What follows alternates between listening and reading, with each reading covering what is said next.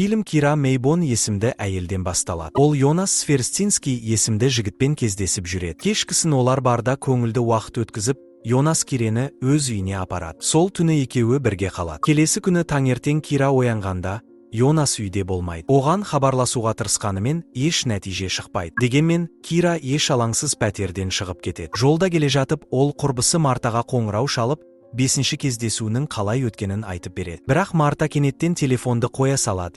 Бұл оның Кираның айтқанына сенбегенін көрсетеді. Дәл осы сәтте Кира өз-өзінен Йонастың үйіне қайта келіп қалғанын байқайды. Абдырап қалған ол пәтерге кіреді, бірақ ол түндегі пәтерден өзгеше болып кеткенін көреді. Дегенмен бәрі бір түрлі таныс сезіледі. Ол жиһаздар мен басқа да заттарды танып қояды.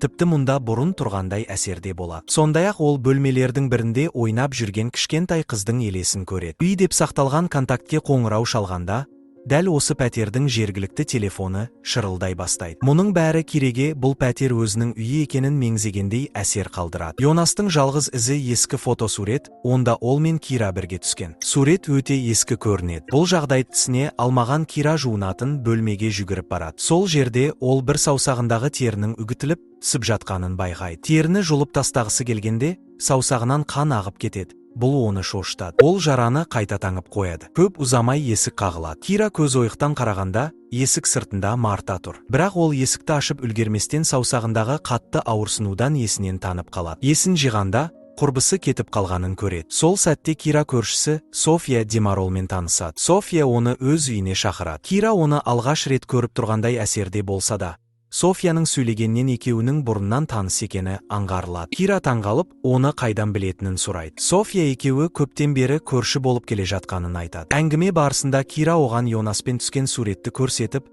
танып-танымауын сұрайды. Бірақ София оны мүлде танымайды, және суреттің тым ескі екенін ғана айтады. Кира пәтеріне оралып, болған жайтты түсінуге тырысады. Кешке София қайта келіп, Кираның жағдайына алаңдаушылық білдіреді, және дәрігерге қаралуды ұсынады. Кира да дәрігерге жазылған шақырту хаты барын айтады.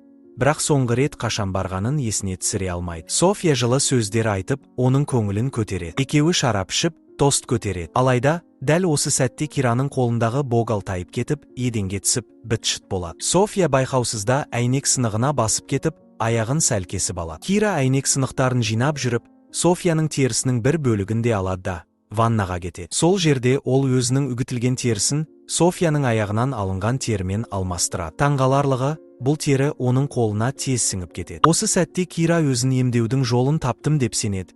Ескі, қабыршақтанған теріні сау терімен ауыстыру арқылы ол терісін тегіс әрі жасартуға болады деп ойлайды. Келесі күні таңертең Кира терісіндегі инфекцияның иығына дейін тарағанын байқайды. Осыған байланысты ол дәрігерге баруға шешім қабылдап, доктор Рафаэла Крабермен кездеседі. Дәрігер терісінен үлгі алып, зертханаға жібереді. Кира бұл жерге бұрын келмегенін сұрайды. Бірақ дәрігер оны маңызды емес деп қабылдайды. Біраз уақыттан кейін дәрігер Кираның терісінде жасушалардың қалыптан тыс тозуы жүріп жатқанын, және бұл мезгілсіз қартаудың белгісі екенін айтады. Кира әзілдеп, жақсы болды, Бенджамин Баттон ауруы емес екен дейді. Содан кейін ол тері трансплантациясы туралы сұрайды. Бірақ дәрігер алдымен анализ нәтижесін күтуге кеңес береді, және ауырсынуға қарсы дәрі-дәрмек жазып береді. Осыдан кейін Кира терісіндегі аурудың иығына дейін жайылғанын көреді. Талдау нәтижесін күтуден шаршаған Кира басқа ауруханаға баруға шешім қабылдайды. Дәрігерді күтіп отырған сәтте, ол мәйітханаға қарай тегіс, мінсіз терісі бар өлі денені алып бара жатқан қызметкерлерді байқайды. Кира тіпті сол мәйіттің терісіне қызғана қарап қалады. Көп ұзамай доктор Черни оны қарап шығып, тері аурулары бойынша мамандарға қаралуға кеңес береді. Немесе әзілдеп мәйіттерден тері алуға болатынын айтады. Бірақ нақты ем болмаған соң, Кира дәрігердің кабинетінен үмітсіз күйде шығады. Сол сәтте оның ойына бір айла келеді. Ол мәйітханаға жасырын кіріп кетеді. Онда Кира скальпельдің көмегімен мәйіттің бір бөлігінен теріні кесіп алып, иығындағы жараны жабуға тырысады. Алайда, өлі терінің ешбір емдік қасиеті болмай шықты.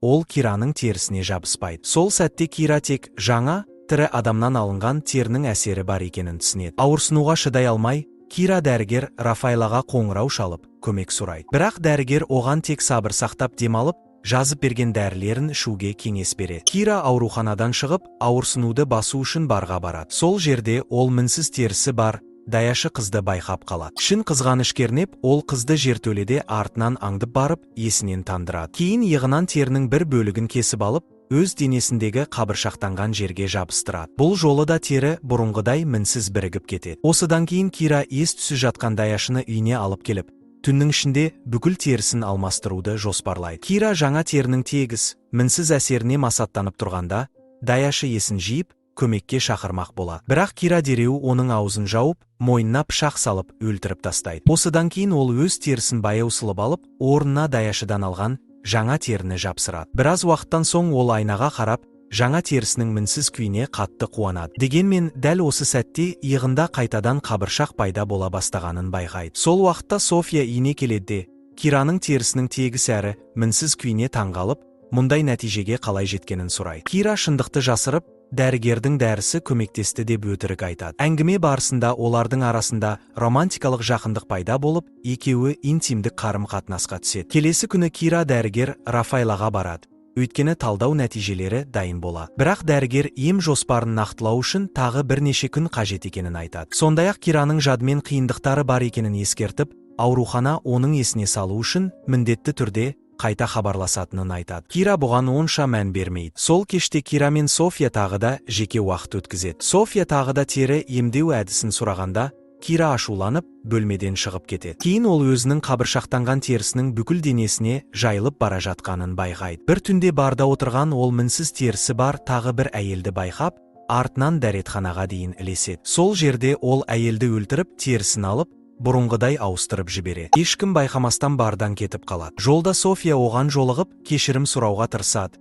Бірақ Кира жалғыз қалғысы келетінін айтып кетіп қалады. Үйге келген соң, Кира жасаған қылмыстары үшін жылап, қатты күйзеліске түседі. Ол жазықсыз адамдардың өмірін қиғанына кінә сезімінен арыла алмайды. Бұған қоса, ол Йонаспен бірге өткізген сәттердің елестерінен де мазасы кетеді. Жуынатын бөлмеге барып, өзін сабырға шақырмақ болады. Бірақ айнаға қараған сәтте ол өзін кәрі әйел ретінде көреді. Бұл оны дір сілкіндіріп, үрейлендіреді. Дегенмен терезеден полицияның басқа біреуді тұтқындап жатқанын көріп, жеңіл тыныстап қалады. Көп ұзамай София үйіне тағы келеді. Бұл жолы Кира оны ішке кіргізеді. София музыка тыңдап жатқанда, Кира жуынатын бөлмеге жасырын кіріп, байлап қойған қызын тексереді. Кейін Софияға қайта оралып, арқасындағы теріні қарап беруін сұрайды. София оның арқасынан қабыршақтанған жерді байқап, қайтадан дәрігерге баруға кеңес береді. София кеткеннен кейін Кира ұрланған қыздың терісін өзінікімен алмастыруды жалғастырады. Біраз уақыттан соң клиникада доктор Рафаэла Кираға оның терісін қалпына келтіретін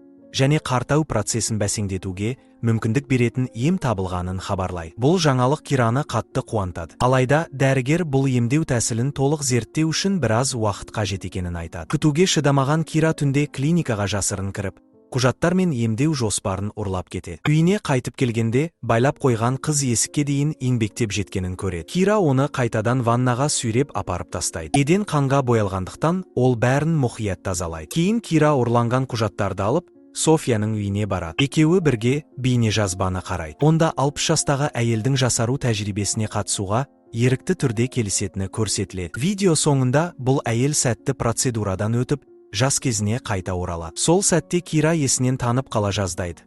Бейнежазбадағы әйелдің өзі екенін түсінеді. Осы сәтте көрерменге Кираның 20 жыл бұрын Йонастан ажырасып, қызының дүниеге келгені, бірақ осының бәрін есіне түсіре алмай жүргені белгілі болады. Бұл шындық Кираны қатты күйзеліске түсіреді. Оның терісі күннен күнге тозып бара жатқандықтан, болашағына қатысты үміті жоғалады. Таңғаларлығы, София бұл шындыққа мүлде таңғалмайды. Керісінше, ол Кираны жұбатып, әрдайым жанында болатынын айтады. Ақиқатты анықтауға бел буған Кира ересек қызына хабарласады. Қызының енді өз баласы бар екенін естігенде, Кира сөйлей алмай қалады. Бұл жаңалықты қабылдай алмай, ол ешкім танымайтын алыс жерге кетуді қалайды. София да онымен бірге кетуге келісіп, заттарын жинай бастайды. Жолға шығар алдында Кира бөлмесіне бензин құйып, от қояды. Өткен өмірінің, отбасының барлық ізін жойғысы келеді. Пәтерден кетіп бара жатып, екеуі жасарту тәжірибесіне қатысқысы келетін еріктілерді іздейді. Бірақ ешкімді таппайды. Содан кейін Кира қызының үйіне барады. Есікті ашқан кішкентай қыз онымен қысқаша сөйлеседі. Алайда, Кираның қабыршақтанған терісін көргенде, қорқып айғайлап жібереді. Кира сасып, орнынан тұрып, ол жерден кетіп қалады. Қызына бетпе-бет қарауға батылы жетпейді. Кира мен София мотельге тоқтайды. Бұл кезде Кираның тері жағдайы одан әрі нашарлайды. Мұны көрген София оған қайтадан доктор Рафаэлаға баруға кеңес береді. Бірақ Кира үзілді-кесілді бас тартады. Сол кезде София шындықты мойындайды. Оның биохимия саласында білімі бар екенін және Кираны бақылау үшін доктор Рафаэламен бірге жұмыс істегенін айтады. Сондай-ақ ол Киренің суына ұйықтататын дәрі қосқанын айтады. Бір сәтте Кира есінен танып қалады. Келесі көріністе Кира зертханадағы стелде байлаулы күйде оянады. Доктор Рафаэла оған жақындап өкінішін білдіреді. Тәжірибе қатысушыларын зертханадан шығаруға болмайтынын мойындайды. Ол Кираның жадының жоғалуы регенерациялық емнің жанама әсері екенін түсіндіреді. Сонымен қатар, Кираның терісінің бөгде термен мінсіз бірігіп кету құпиясын зерттеу үшін ауыр тәжірибелерді бастайды. Күндер бойы созылған азапты тәжірибелер кезінде София бұған шыдамай, дәрігерге қарсы шығып, Кирені босатуға тырысады. Оны тоқтату үшін доктор Рафаэла Софияның мойнына ине салады. Бірақ София соған қарамастан күресті жалғастырып, Кираға қалпына келуге уақыт береді. Көп ұзамай Кира металл ыдыспен дәрігердің басынан ұрып, оны тұншықтырып өлтіреді. Ол дәрігердің терісін өзінікімен алмастырмақ болады, бірақ София бұған жол бермейді. Ол Кираға енді ешкімнің терісін алмастыруға уәде бергізеді. Бірақ инъекцияның әсері күшейіп, Софияның жағдайы нашарлай бастайды. Кира батыл қадамға барады. Ол бірнеше медициналық қызметкерді өлтіріп, олардың бірінен қару алып, Софияға қарсы іздеуге шығады. Бөлмелердің бірінде Кира жас әрі мінсіз терісі бар медбикені көреді. Өзін ұстай алмай, ол тағы да адам өлтіреді. Кейін оралғанда, София оның жаңа тегіс терісіне қарап, бәрін түсінеді. Кира тағы да біреуді өлтірген.